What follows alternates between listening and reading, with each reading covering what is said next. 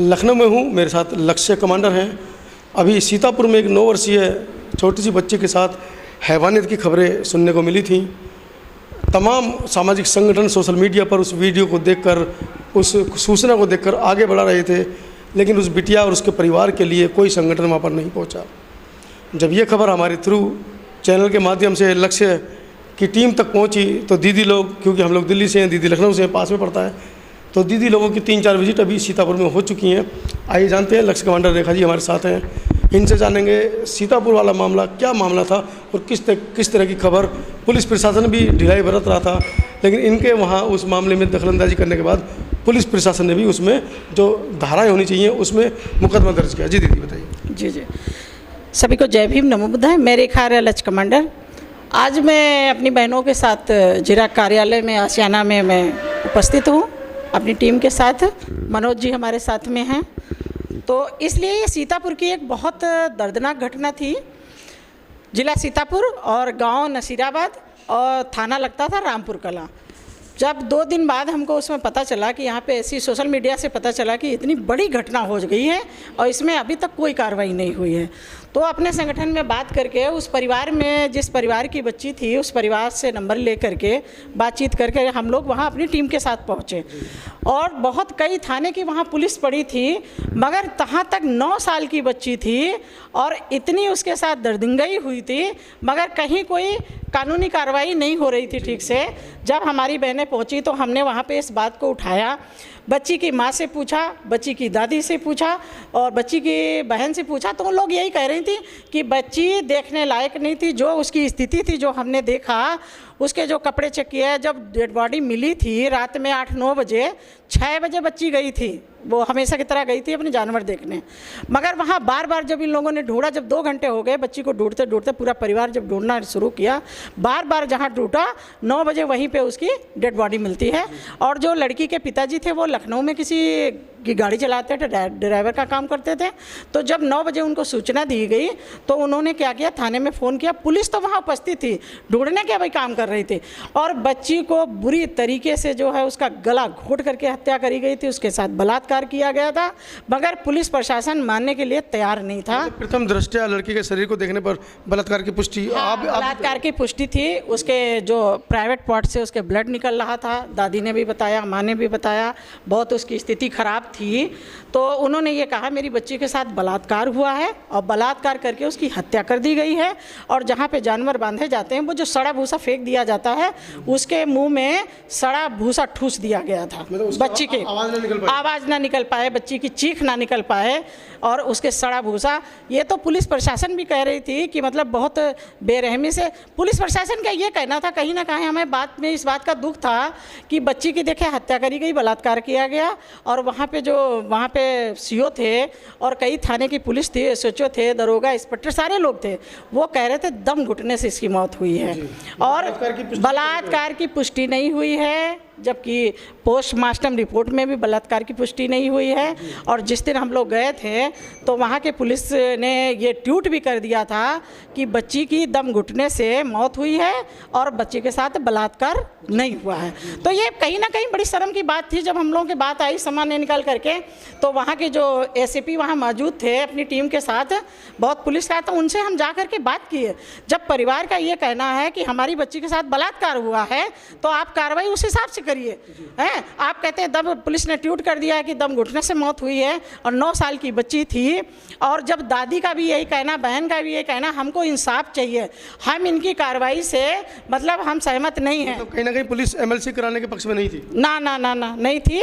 और पिता को जो मालूम नहीं था, वो रात में 12 बजे पहुंचते हैं, उनसे तहरीर लिखवा करके मुकदमा लिखा जा रहा है। बच्ची की माँ से नहीं पूछा गया, दादी से नहीं पूछा गया, परिवार में किसी से नहीं पूछा गया। तब ये कितनी एक शर्म की बात है, कहीं ना कहीं जो पुलिस प्रशासन थी वो दबाने का काम कर रही थी। उसके बाद दूसरे दिन जा करके जो केशव प्रसाद मौर्य हैं उनसे जा करके उनको मिलवा दिए किसी होटल में, बल्कि उनको भीड़ से हटा दिया गया। हम तो ये कहेंगे जो हमने वहाँ देखा सुना, जो बातचीत करी, हमारी बहनें थीं, काफ़ी लोग, हम लोग 30 40 50 लोग साथ में गए थे, तो कहीं ना कहीं उनको हटा दिया गया कि सच्चाई सामने ना आ जाए। तो हम तो ये कहते हैं, ये इसीलिए तो नेताओं से नफरत है। अगर हमारे समाज की भी है तो वो भी तो नहीं कुछ करना चाहते हैं, मगर हम जहाँ तक वहाँ पे बात रखें तो उसकी जो है अब उसमें धाराएं चेंज करी गई हैं, 302 है, 376 है और जो है उसमें पास्को है। ये जो हम लोगों के, जब हमारी टीम पहुंची है, हमारी बहनें पहुंची हैं, तब ये धाराएं पे मुकदमा दर्ज हुआ है, मगर कहीं ना कहीं अभी उसमें कोई कार्रवाई नहीं हो रही है। तो हम तो यही कहते हैं कि इसमें उचित कार्रवाई हो, जो भी जैसे भी जिस भी समाज के अगर वो हत्यारे हैं, बलात्कारी हैं, उनको सज़ा मिलनी चाहिए। कहीं ना कहीं हमारी बेटियों का इंसाफ मिलना चाहिए। और लक्ष्य संगठन हमारा जब तक ये इन घटनाओं पर रोक नहीं लगेगी, जैसे सरकार का ये कहना है बेटी बचाओ बेटी पढ़ाओ, क्या ये नारा कामयाब है? कोई भी कह दे, कहीं से नहीं कामयाब है। बेटियां हमारी सुरक्षित कहाँ हैं? हमारी महिलाएं ऑफिस में नहीं सुरक्षित हैं, घरों में नहीं सुरक्षित हैं, स्कूल कॉलेज में सुरक्षित नहीं है। तो हम तो ये, चाहे केंद्र की सरकार हो चाहे ये राज्य सरकार हो, मैं तो सबसे कहूँगी कि ऐसी घटनाओं पर रोक लगाएं और कानून व्यवस्था सख्त करें। दीदी ने अभी कहा है कि इस तरह की घटनाओं पर रोक लगे। क्या हमको ये रोक अपने घर से नहीं शुरू करनी चाहिए? अपने बच्चों को, अपने लड़कों को नहीं समझाना चाहिए कि जो समाज में बेटियां हैं वो भी किसी की बहनें हैं? इस तरह के परिवर्तन की आप कल्पना करती हैं? जी, परिचय दीजिए। मैं लक्ष्य कमांडर अनीता गौतम, भारतीय समन्वय संगठन लक्ष्य से मैं आज अपने प्रांतीय कार्यालय में, यहाँ हमारी मीटिंग चल रही है, इसमें उपस्थित हुई हूँ। और ये बहुत ही निंदनीय घटना है। इसको ये जो कि ये हो रहा है हमारे समाज में, हमें अपने, जो भी सरकार से कुछ भी नहीं मिलेगा, हमें अपने अधिकारों को छीनना पड़ेगा और इसकी शुरुआत हमें अपने घर से करनी पड़ेगी। हमने अपने बेटों बेटियों को दोनों को बराबरी का, और बाहर निकलें तब उनको समानता की भावना को बच्चों में डालना है। बेटी हो या बेटा हो, दोनों को सोच और देखने का नज़रिया भी हमें अपने घर से ही स्टार्ट करना होगा। जी, आप दीदी की बात से कितना सहमत हैं? क्योंकि आप लगातार ग्राउंड पर जाकर, आप सारी कमांडर्स बहनें जो हैं वो ग्राउंड पर जाकर रिपोर्टिंग कर रही हैं और देख भी रही हैं जाकर के वाकई में जो दुर्घटनाएं घट रही हैं वो घटी हैं, वो फर्जी नहीं है। नहीं, वाकई में, जैसे कि मैं विजयलक्ष्मी गौतम, लक्ष्य कमांडर, भारतीय समन्वय संगठन लक्ष्य से, जैसा आपने प्रश्न पूछा कि शुरुआत कैसे करनी चाहिए, वाकई में शुरुआत हमें अपने घर से ही करना होगा और ये बहुत आवश्यक है, क्योंकि सरकारें वैसे भी नहीं कार्य कर रही हैं, जाति मानसिकता से थोड़ी तो पीड़ित रहती ही हैं, ठीक है ना। और दूसरी चीज़ ये है कि हम अपने बच्चों को ये संस्कार घर से ही दें, चाहे लड़का हो चाहे लड़की, लड़के को भी उतनी ही हमको दिखाना पड़ेगा कि बेटा कि किस तरह हम दूसरों की बहन बेटियों का भी हम सम्मान करें। लेकिन इसके साथ साथ यहाँ जो राज्य सरकारें हैं, जो शासन प्रशासन है, उनको भी चाहिए कि वो जो है सख्त कानून बनाएं और सख्ती से इन सब चीज़ों से निपटें। मैं ये देख रही हूँ कि जो हमारे जो कहने में जो राज्य की सरकारें हैं वो जाति मानसिकता से पीड़ी होती हैं। एक विशेष जाति के लोग जो सत्ता में हैं वो लोग विशेष तौर से हमारे बहुजन समाज की। आप मानती हैं जातिवाद देश में है? जातिवाद है और बहुत ही चरम पर है इस समय। जिनकी बेटियों के साथ इस तरह के केस हो रहे हैं वो स्वयं मंचों पर कह रहे हैं देश की बेटी के साथ हुआ है, हमारी बेटी के साथ नहीं हुआ। देखिए मनोज अंथानी जी, आपसे एक बार हमारी पहले भी चर्चा हुई थी इसी विषय पे। मैंने कहा था आपसे, उस समय भी ये कहा था कि ये जो बलात्कार होते हैं ये जाति देखकर की जाती है। विशेष तौर से मैं हमेशा कहती हूँ, क्योंकि आप देखें कि इतनी घटनाएं घटित हो रही हैं। मैं कभी नहीं चाहूँगी कि हमारे देश में किसी भी बहन बेटी के साथ ऐसा जघन्य अपराध हो, लेकिन आप देखिए कि हर जगह पे जो भी ये शोषण या अत्याचार हो रहा है, बलात्कार हो रहा है, वो हमारे बहुजन समाज की बहन और बेटियों के साथ हो रहा है, क्योंकि उनसे ये चीज़ देखा नहीं जा रहा। हमारी जो बहन बेटियां पढ़ रही हैं, लिख रही हैं, हर क्षेत्र में आगे निकल रही हैं, तो उनको दबाने के लिए इस तरह के कुकृत्य किए जा रहे हैं। और सरकारें भी बहुत ही जो अपनी जो गंदी मानसिकता की वजह से उन लोगों को कहना में न्याय दिलाने में सक्षम नहीं है। जो पुलिस प्रशासन है वो भी इन घटनाओं को दबाता है। हमारे यहाँ एक घरेलू लड़की है काम करने वाली, उसका मैं नाम नहीं लेना चाहूँगी, वो बच्ची जो है उसके साथ भी एक ऐसे ही दुर्घटना हुई है।